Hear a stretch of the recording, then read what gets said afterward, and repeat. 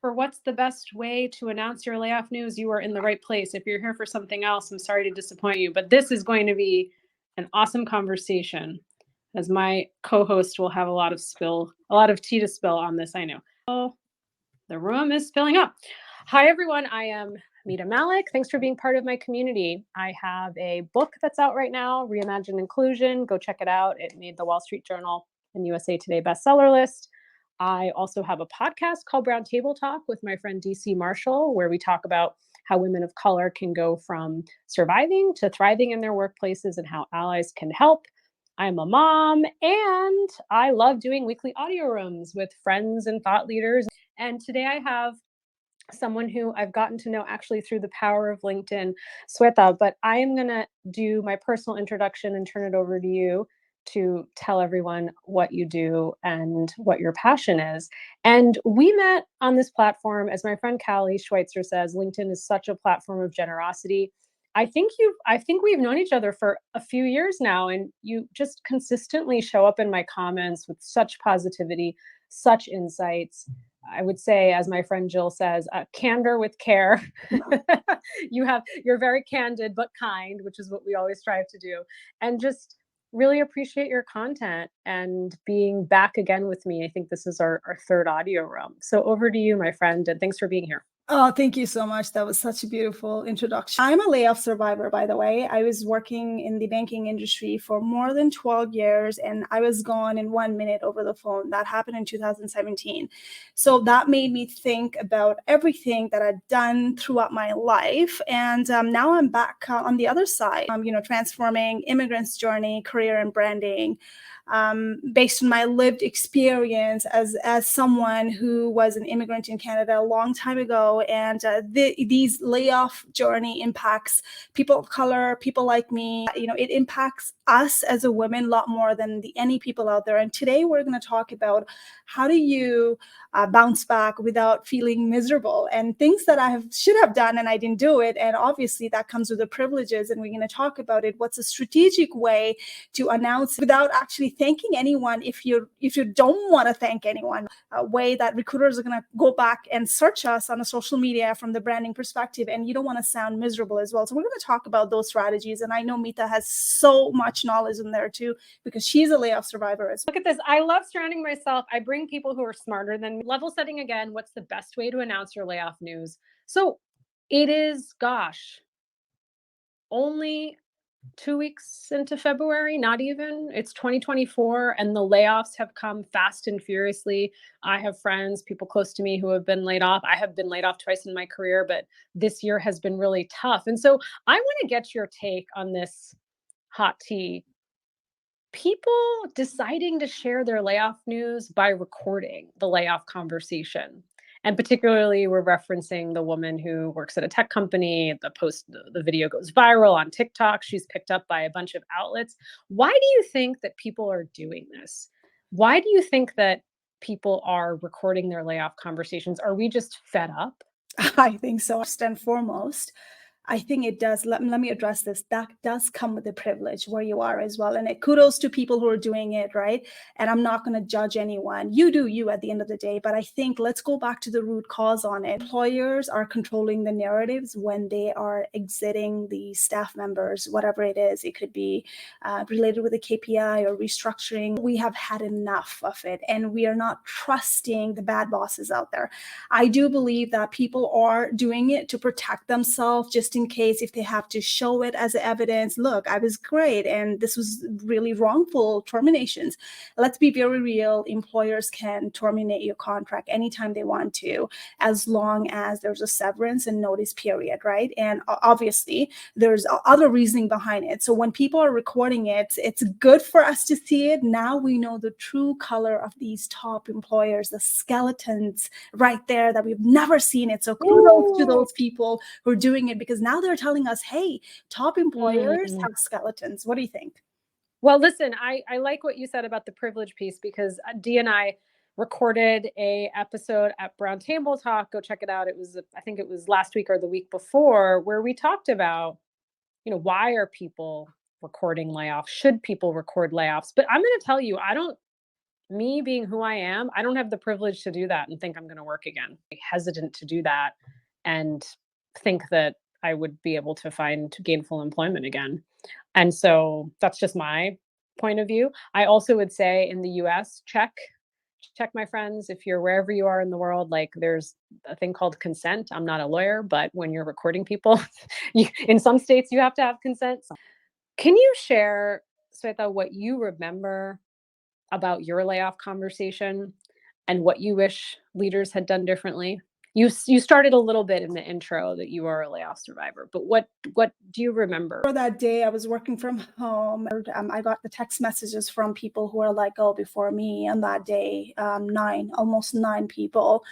And I was like, okay, well, I guess I'm safe now. So I think they're probably promoting me or maybe moving me to the different department, right? And I had a talk about it and thought, okay, great. Something's coming up in a hope of promotions or moving me up on the ladder. So then next day, I got a call, and that same day, the rumor mill started. And this is where I think the problem is with the leadership team. When they're not communicating directly, you're hearing all sort of rumors. The thing that really, really bothered me so much, hurt me so much, was right after the announcement in a conference call. It was not a video call. The leaders coming in and talking about it and trashing people who were just let go. I was so shocked. And they Terrible. knew I was part of that layoff, but they couldn't do it because I was working from home. And I lost the respect for this new leadership team. And next day, with the director sending, the email with HR, and she was really nice because she was not my manager. She knew what's going on. She supported me, and she couldn't give me that new role. And then she put the meeting together, and I was gone in 1 minute, and I could hear her crying God. on her voice, and that was such an empathy. And she reached out to me later on saying that, I'm so sorry, I this is the worst one. And she's like, you know what, anytime you need my personal references on me. In other hand, my boss just ghosted me. There's a thin line, right?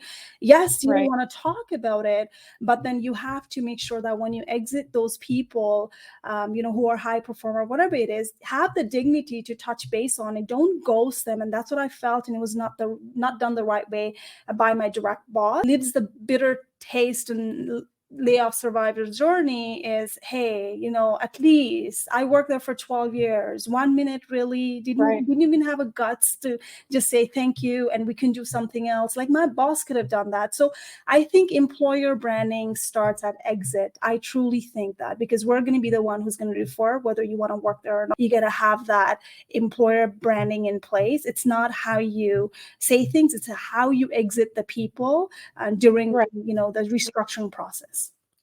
I thank you for all of that, and I'm sorry that's happened to you. That happened to me, and I've shared this before. I was let go, but I thought I was getting promoted, and there's probably a lot to unpack there about reading the signs and reading the tea leaves. But I just wrote a piece for Fast Company: 3 mistakes leaders make during layoffs and how to avoid making them. I know we're going to pivot to talk about now, for those in the audience, how do you announce your own layoff news? But listen. I remember once being let go, and this woman wouldn't stop sobbing and made it all about her. And listen, I've been let go, I've had to lay people off. And my advice is, don't make this about you when you're letting someone go.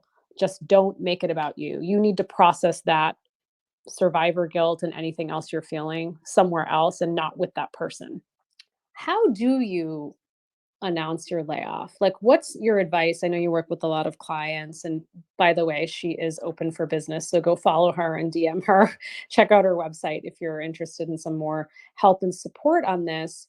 What are some of the ways in which you advise individuals to announce that they are no longer with the company? Those were the lessons learned. And again, I could have done that when there's a time frame, when I was ready. I'm not going to force people, say that you have to announce it. You do you at the end of the day. Everyone heals differently. What I did was, I didn't say I was laid off. I was so embarrassed and shocked. I locked up myself in the room like it was my fault. And I started making stories in my head. I don't know if you did the same thing too. I was like, I Yes. quit. I made Yeah. up the stories about I quit. Yeah, because you're just in shock. I mean, there's so much. I want to get into the feelings that you have to process, which is why I think people, like you just said, are hesitant to announce the news. It's like, humiliation, shame, anger, embarrassment. You feel like a failure. Why me? Absolutely. Right? Mhm.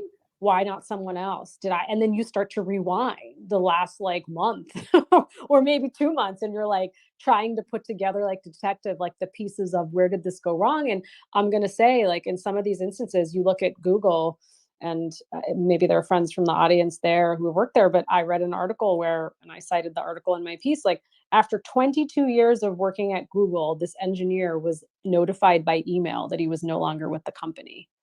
Oh, Wow. wow. See, the employer. So everyone wants to work with the companies like that, but this is how it's not the company, it's a leadership not going through that empathy and transitioning people out, not having a planning. Let's be very real. How do you exit the staff with right now? I think there's a lack of a training. We're expected to have that empathy automatically and know everything, like we're born with it, right? So this is where the training gap is. Let's go back to the employee side as a layoff survivor. Again, for those of you who are laid off right now, the best bet right now is to announce it. One reason is, especially if you're part of mass layoff, and I do have a sample what to say on it with the strategy where you're gonna get the job leads, and you can download on my website right now. It's gonna be parked there for a while. Go to my profile and go into the feature sections, and there's how do you announce the layoff in social media and your network as well.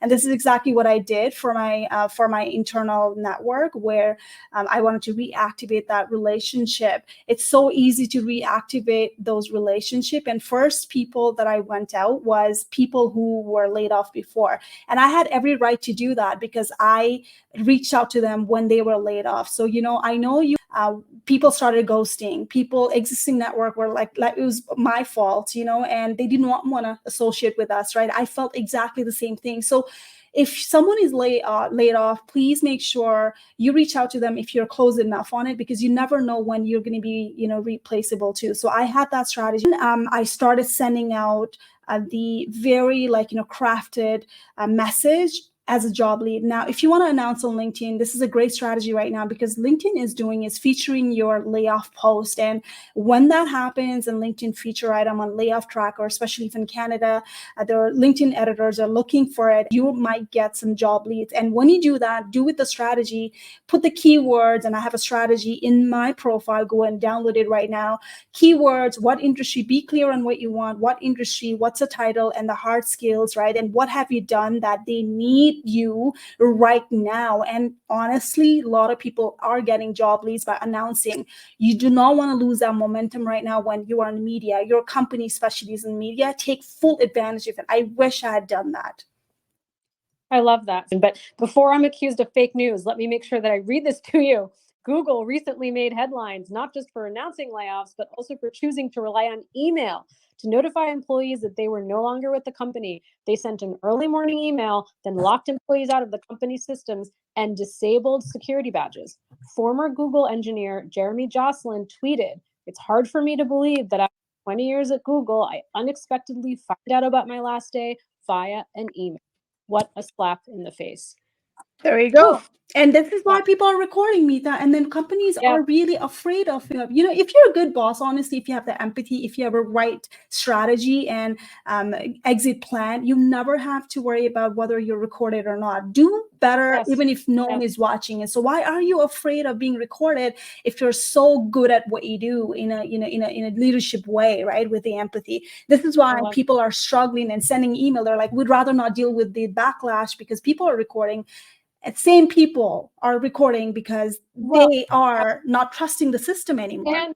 And what I would say is companies have not upskilled individuals on how to have these conversations. Right. And so it's also on senior leaders, leadership and development, human resources. Like, you need to be upskilling people on how to have these conversations, because out of fear, people are like, let's just send the email. If you have questions, comments, please raise your hand and we'll bring you up on stage. Rachel, welcome.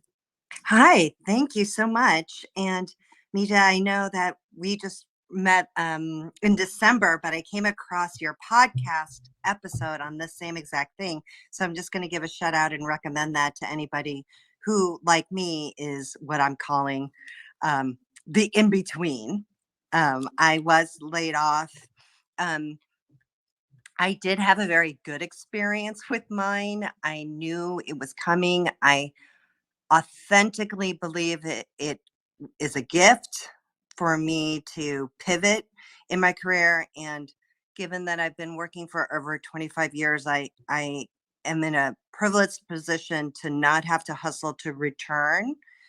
And I have the ability and time to invest in my education for and skill development for career pivot.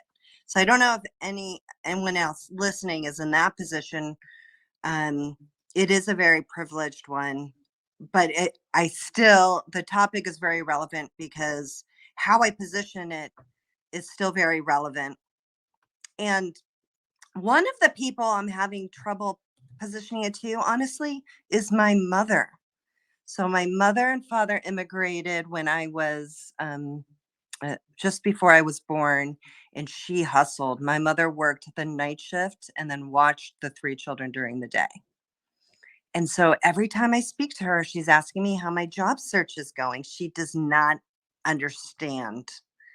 And so while I know authentically for me, this is a gift, it's an opportunity to focus on my home and my health and a career pivot. There's of course a part of me trying to please my mom, or also just that inner child looking for like, I should just be working. I should just be doing this. What are your thoughts about Ooh. the Oh, we need to do another audio room on the lessons from our immigrant parents. How I some mean, of that upbringing has served me well and hasn't served me well in corporate America. My quick funny story is I don't even know how I got it. Someone said my name in a room that I wasn't in. I was selected as one of the top 50 thinkers by Radar for individuals changing workplaces. And it's in sponsorship with Deloitte. And I shared the news with my mom, and God love my mom, immigrant mother. And she said, "Oh my God, honey, that's so great. Congratulations. Do you think Deloitte will hire you now?" Because I years ago was rejected by Deloitte. And so she's hoping that Deloitte will offer me a job. If anyone's here from Deloitte, you can call me. But oh, that's or hard. call your mom. Call your Call my mom. mom. Yeah. Sweta, you want to take this? Do you have any advice or thoughts? I can chime in. I think you got it. I think you've handled it pretty well, and it is what it is. When it comes to the immigrant parents, they have their own situations, and they're speaking out of good heart, but sometimes it doesn't work with us, and there's a generation gap as well, right? So I think you do you, whatever works for you, right? It's good to listen to the advice from everybody. But at the end of the day, do you feel good about it, right? Because you're the one who's going to be having those consequences, right? That's what I say. If you're the one who's going to suffer with the decisions and no one else, even your parents, then you got to be the one to take that actions in the right time.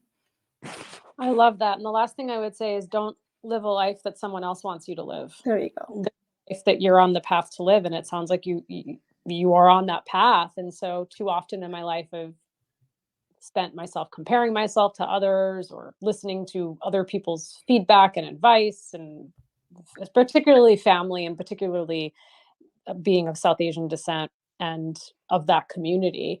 And so you really, at the end of the day, have to, as you understand, you have one life to live. And so you do you, my friend, as Shweta said. Thank you. I think Thanks. I'll call my mom. The question I had for you is what do you think about open to work banners? There's a lot of mixed feelings about that. I think it's a great way to notify your network and employers that you're open to work. But what are you hearing in the marketplace about that? One, just love to just say, don't tell people you're not open to work, you're not open to work, because that shows that you're desperate. And I don't agree with that. There's a tool, let's use it to the fullest advantage. That's what I tell my client. You have a tool, don't listen to the people, because they're not the one who's going to pay your bills, right? You got to do you. And if you feel that you can do it, do it. There's a tool for it. And if you do that, there's a two-way to do it. One is to tell everybody that you're open to work. That's on you. The second one is, if you want to end up in a recruiter search, you just have to do open to work without the green frame, and then recruiter can use the recruiting tool and then give you the spotlight, and now they know that you're open to work. Make sure you use that. And as a career coach, I don't say I'm a coach, but I'm a career strategist. I don't want to tell people don't do this, don't do that, because there's no one size fits all. I don't know their story. Before we get to Marnie, I want to recap some of the things you said. Go check out her website with the social template. So if you are ready, listen, we've all been through different journeys with layoffs. For me, the grieving process was long. It wasn't a linear path. And so I had to push myself to announce my layoff news and then sometimes recoil back in the job search and then push myself forward. And so this idea of announcing it to your LinkedIn network, sending curated messages, phone calls, texts, emails to people in your network. And my brother gave me the best advice. Tell everybody. Don't know. So at my daughter's basketball game, or doing things in my neighborhood, or obviously on LinkedIn, going back to old colleagues and bosses, because you never know who's going to help you find what you're meant to do next. And so if we all can work through the shame and embarrassment and those feelings and continue to process them, we need to be able to ask people for help. And thank you. I appreciate you, Mita and Sveta. This is a great topic because this can happen to all of us, and not just once, but many times over a career. And I know that I'm biased because I love words, but I really do believe that it is significant and important about how we talk about when this happens to us. For example, recently a loved one was let go, and it wasn't because of anything. It was one of those situations where they were told, we're moving in a different direction. It's not a good fit anymore. Basically one of those non-reasons.